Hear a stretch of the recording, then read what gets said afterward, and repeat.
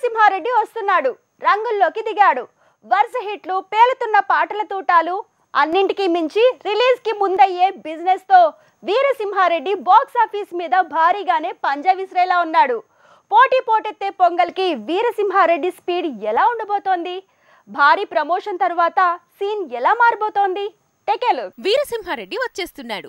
Already పాటలతో తూటాలు పేల్చాడు. ఇప్పుడు రిలీజ్ కి ముందే 150 కోట్ల బిజినెస్ తో షాక్ ఇస్తున్నాడు.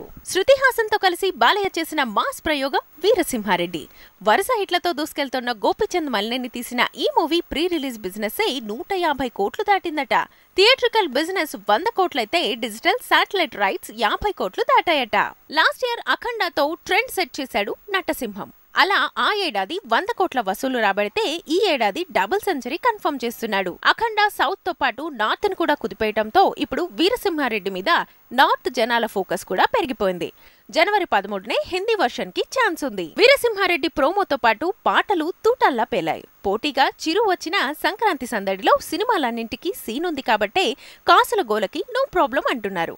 ఒకే పండక్కి ఒకే ప్రొడక్షన్ హౌస్ నుంచి వస్తున్న 2 సినిమాలతో వచ్చే వారం వసూళ్ల వారంగా మారేలా ఉంది.